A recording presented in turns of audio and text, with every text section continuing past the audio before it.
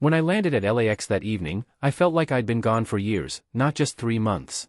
Business trips always wore me down, late nights, hotel rooms that all smelled like disinfectant, endless meetings where everyone pretended to care. But this one had been worth it. I'd just closed a huge deal that practically guaranteed my promotion. All I could think about was getting home to Jenna. We'd been married 5 years then, not perfect, but good. She was warm, smart, always had a way of grounding me when work made me lose perspective. I'd missed her laugh, the way she'd tease me for overpacking, the quiet comfort of just having her next to me in bed. She was waiting for me at the airport, standing near baggage claim with her hands tucked under her belly. I remember that detail vividly, though it didn't register until later. When she saw me, she ran straight into my arms, laughing and crying all at once. I hadn't seen her like that since our wedding day. And then, right there, surrounded by strangers and the smell of coffee and jet fuel, she whispered in my ear, "I'm pregnant." My mind blanked. Then I just laughed. Out loud. Probably too loud. I pulled back, searching her face. She was glowing, smiling through tears. "You're serious?" She nodded, and I felt something inside me shift. I'd been gone for so long chasing success, and here it was, the one thing money couldn't buy. We'd been trying for over a year. Doctor visits, charts, disappointment after disappointment. And then I go away for a few months, and suddenly, it happens. It felt like fate. On the drive home, she talked non-stop, how she'd felt sick for weeks but thought it was stress, how she'd gone to the doctor alone, how she wanted to tell me in person. I just listened, grinning like an idiot. When we got home, she showed me the ultrasound photo. I still remember it, a tiny blur in a sea of static. "That's our baby," she said, voice trembling. I kissed her forehead and said, "I can't believe this is happening." She smiled softly. "You deserve this, babe. We deserve this." We spent that night planning everything, names, nursery colors, even where we'd move once the baby came. It felt like a new beginning. Every morning after that, I'd wake up earlier just to make her breakfast. She'd stand there in one of my shirts, sipping orange juice, one hand resting protectively on her stomach. I took pictures of her growing belly every week, documenting the miracle. She seemed happy, happier than I'd ever seen her. I chalked it up to the pregnancy glow everyone talks about. The months passed in a blur. Between work, doctor appointments, and fixing up the spare room, I barely noticed how quickly time was moving. She had a few strange mood swings, snapping at me for small things, then apologizing right after, but I figured that was normal. At 7 months, she went into labor. I was terrified. It was too soon. We rushed to the hospital, and I held her hand while she screamed through contractions. I remember the nurse saying something about premature but viable, and my chest tightened with fear. Hours later, Noah was born. 5 pounds, tiny, fragile, but breathing. When they finally let me hold him, I cried. I hadn't cried in years. I whispered, "You came early, little man, but you're right on time for me." He was so small that I could hold him in one hand. His eyes opened for a second, deep hazel, just like Jenna's. The doctor said he'd have to stay in the NICU for a bit, but he was strong.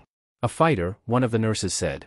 For the next few weeks, I practically lived in that hospital. I'd come home only to shower, then go back and sit by the glass, talking to him through the incubator. Jenna seemed distant at times. Exhausted, yes, but also strangely quiet. I thought she was just overwhelmed.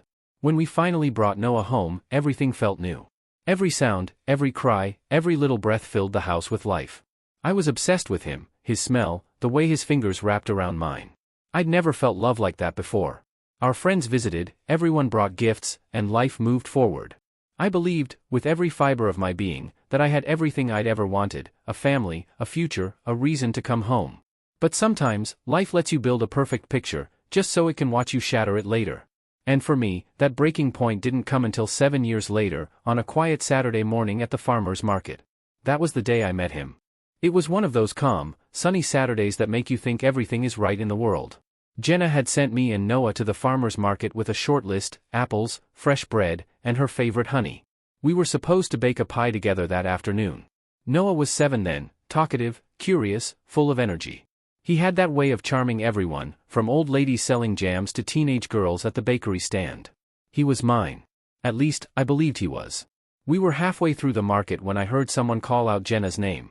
I turned around, expecting to see one of her coworkers. Instead, a tall man with sunburned cheeks and a confident grin was walking toward us. "Kyle?" Jenna's voice came from behind me. I hadn't even noticed her arriving, she'd followed us there after all. The man laughed. "Wow. Jenna Hayes. It's been forever." He hugged her, and something about the way she froze, just for half a second before hugging him back, made my stomach tighten. I didn't know why. It was subtle, but you know your spouse. You know when something's off. When they pulled apart, she introduced me, a bit too quickly. This is my husband, Matt. And this, she turned to Noah, ruffling his hair, this is our son. Kyle crouched down, smiling at Noah. Hey, buddy. How old are you? 7, Noah said proudly. Kyle chuckled. 7, huh? My son's 7, too. You look just like him at that age. It sounded innocent enough, but my pulse skipped. I studied his face, sharp jawline, same hazel green eyes as Noah, even the same small dimple on the left cheek. Something inside me went cold. Jenna laughed awkwardly. Small world, she said, but her eyes didn't meet mine. They chatted for a while about mutual college friends, people I'd never met. I tried to stay polite, but the more they talked, the more I noticed how her voice softened around him. The kind of softness I hadn't heard in years. When we left, I couldn't shake the image of the two of them. That brief touch of her hand on his arm. His look at Noah. The faint curve of a smile that didn't quite reach his eyes. At home, Jenna was quiet. I asked how she knew him. College friend, she said simply. We lost touch after graduation. He was kind of a mess back then. I nodded, pretending to accept it. But something inside me had already shifted. That night, I found myself lying awake, watching Noah sleep. The way his hair curled at the edges. The faint freckle under his left eye.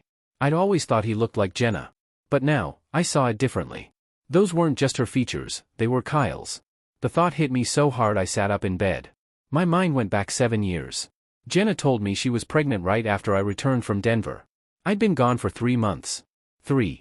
We'd only been together again for maybe 2 weeks before that.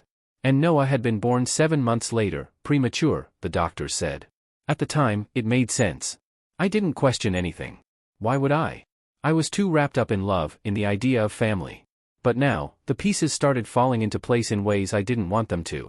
I remembered how nervous she was during that first ultrasound. How defensive she'd been when I asked why she hadn't told me sooner about the symptoms. The way she'd avoided looking at me when I mentioned how fast it all happened. I told myself I was being paranoid. That coincidences happen. That not every kid looks like their dad. But the thought didn't leave. It grew like rot. The next day, I couldn't focus at work. Every time my phone buzzed, I half expected it to be Jenna, maybe to confess something, maybe to explain. But it never came. By the end of the week, I knew I couldn't ignore it anymore. I waited until Jenna went out with her sister one evening. Then I went into Noah's room. He was at a sleepover. His toothbrush was still in the cup by the sink. I took it.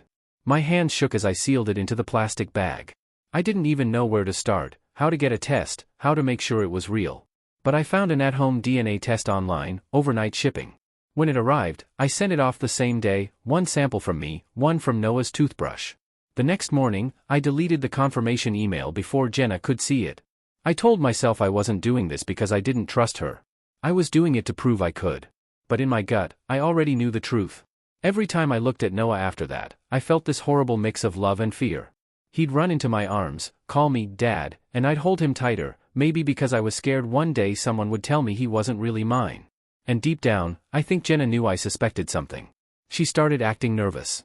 Asking if I was okay. Telling me she loved me out of nowhere. I wanted to believe her so badly. But once you plant a seed of doubt, it grows, no matter how much you wish it wouldn't. 2 weeks later, the email arrived. I didn't open it right away. My heart knew before my eyes saw the words. Probability of paternity, 0%. I felt something in me die, quietly, like the sound of a light switch clicking off in an empty room. And for a long time, I just sat there, staring at the screen, realizing that my whole life, my marriage, my fatherhood, my joy, had been built on a lie. The woman I loved had betrayed me in the cruelest way possible. And now, I had to decide what to do with that truth. I don't remember breathing after I saw those words. Probability of paternity, 0%. It felt like my body went cold all at once, like someone had poured ice water into my veins. I sat there, staring at the email, rereading it again and again, hoping I'd misread it. Hoping maybe it was a glitch, a typo, something. But the words didn't change. I'd been living in a lie for 7 years. The sound of laughter floated in from the living room, Noah playing with his Legos, humming a tune from one of his cartoons. For a second, I almost convinced myself to delete the email and pretend I never saw it. Just go on. Just be Dad. But the truth has a way of changing the air in a room. When I walked into the kitchen, Jenna was at the counter, cutting strawberries. She looked up and smiled, that same soft smile that used to make me feel safe. I asked her how far along she'd been when she found out she was pregnant. My voice was steady, too steady. She hesitated, the knife pausing midair. "Why are you asking me that?" "Just wondering," I said. "I was gone for 3 months before you told me. You found out right after I came back. Seems early." Her face drained of color. "Matt, what are you saying?" I showed her the phone. The DNA report glowed between us like a loaded gun. For a long moment, she said nothing. Then she sat down, her hands trembling. "Matt, I don't know what to say. Try the truth." She started crying, quiet at first, then shaking sobs that echoed in the kitchen. "It was one night," she whispered. "I was drunk. Lonely. I didn't even mean for it to happen." "With Kyle?" I asked. Her silence was my answer. I felt my knees go weak. I leaned against the wall just to stay upright. "And you lied to me for 7 years?" "I didn't know," she said, reaching for me. "I swear, I thought the baby was yours. I wanted to believe that. I wanted it to be true." I stepped back. I couldn't even look at her. The woman I'd built my life around, the one who'd cried in my arms, who I'd trusted with everything, had destroyed me with a single choice and 7 years of silence. Noah came into the kitchen, holding a Lego spaceship, completely unaware of the storm in the room. "Mom, look what I built." Jenna forced a smile. "That's amazing, sweetie." I swallowed hard, forcing myself to smile too. "That's really cool, buddy." He ran back out, humming again. When the door closed, I turned to her. "You robbed me of the truth. Of my son. Of my choice. Please, Matt. I loved you," I said quietly. "And you made me a fool." That night, I packed a bag. I didn't even know where I was going, just away. She begged me not to leave, said Noah needed me, said he saw me as his dad. And that hurt the most, because she was right. He did. At the motel, I couldn't sleep. The walls felt too thin. I could hear laughter from the room next door, a couple watching TV, and I wondered if they had secrets too. I opened my phone again, scrolling through old videos. Noah's first steps. His first day of school. The time he called me Dad, and Jenna laughed, saying, "He's obsessed with you." I felt tears burning my eyes, but I didn't let them fall. I thought I'd feel rage. But all I felt was grief. For the man I'd been. For the life I thought I had. By morning, I checked out and drove aimlessly for hours. I ended up parked outside our house, my house, watching through the window as Noah ran around in his pajamas, Jenna following him with a bowl of cereal. It looked so normal. So painfully normal. I could have gone back. Pretended. Raised him, kept the secret buried. But once you see the truth, you can't unsee it. And deep down, I knew I couldn't live inside a lie anymore. I didn't hate Noah, God, I couldn't. He was innocent. He was still the little boy who hugged me when I came home from work, who called me his hero. But Jenna? She'd made me a stranger in my own family. That day, I called a lawyer. I didn't know what the future would look like. Only that I couldn't keep pretending that everything was fine. What I didn't know then, what I couldn't possibly know, was that the hardest part wasn't losing Jenna. It was realizing that the truth would follow me, even after she was gone. And 2 years later, it would find me again, on the same soccer field where Noah would meet his real brother. 2 years passed. Enough time for the anger to dull, but not disappear. Enough time for the silence between Jenna and me to settle into something that felt permanent. The divorce had been straightforward, cold, efficient, transactional. She didn't fight for much, probably out of guilt. The court still ordered child support, but I paid it willingly. Money wasn't the issue. Noah was still my son in every way that mattered, except blood. We'd agreed to co-parent quietly. She'd send me photos sometimes, school events, birthdays, soccer trophies. I never stopped being there. I couldn't. Every time I saw his face, I was reminded of the man I used to be before lies twisted everything. Then one Saturday morning, Jenna texted, "Noah's got a soccer game at Jefferson Park if you want to come." I hadn't seen him in weeks. I didn't hesitate. When I got there, the field was buzzing, parents shouting encouragement, kids laughing, the smell of cut grass in the air. I spotted Noah instantly, number 14, running hard, hair plastered to his forehead. My chest tightened with pride. He saw me and waved. That smile, the same one that had melted my heart since the day he was born. But then my eyes drifted to the other sideline. And I froze. Kyle was there. Holding a folding chair, clapping, cheering. Next to him stood a boy, maybe a year younger than Noah, same hazel green eyes, same crooked grin. The resemblance was brutal. I didn't even need to guess. When Noah's team scored, both boys sprinted across the field and collided in a high five. The sight hit me like a punch. Two boys who looked like brothers, because they were. And Kyle looked up.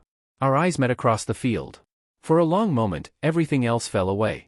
No shouting parents, no kids, no game. Just two men, one who'd stolen something, and one who'd been living with the theft. He knew. I saw it in his face, guilt, maybe shame, maybe just the discomfort of being caught in the open. He didn't come over. Neither did I. When the game ended, Noah ran to me. "Dad, did you see my goal?" I knelt down, smiling. "I saw, buddy. You were amazing." Behind him, Kyle was gathering his things. Jenna walked up a few seconds later, sunglasses hiding her eyes. "Thanks for coming," she said quietly. I looked at her, then at Kyle. "You invited him too?" She hesitated. His son's on the team." I didn't plan it. "Of course not," I said. My voice was calm. Too calm. Noah tugged at my sleeve. "Can Kyle's kid come to my birthday? He's funny." My heart clenched. "We'll see, buddy. We'll see." That night, after Noah went home with her, I sat at my desk and opened a blank document. And I started writing a letter. Not out of anger. Not out of revenge. But because I needed to leave something behind that told the truth, not for Jenna, not for Kyle, but for Noah. I told him everything I'd never said aloud. That being his father, even for those 7 years, was the best thing that ever happened to me. That love doesn't need DNA to be real. That sometimes adults make terrible mistakes, but they don't define the child who came from them. I told him I forgave his mother. Because holding on to hate would only poison what little good I still had left. I sealed the letter in an envelope, wrote his name on it, and tucked it into my safe. Someday, when he's old enough to understand, he'll read it. And maybe, just maybe, he'll know that love and truth can coexist, even in the wreckage. Life moved on, as it always does. I rebuilt. I focused on work, started therapy, even tried dating again. But part of me will always live in that 7-year stretch of believing I had a perfect family. Sometimes I still think about that day at the market, how a single encounter tore everything open. How one familiar face can unravel a whole life.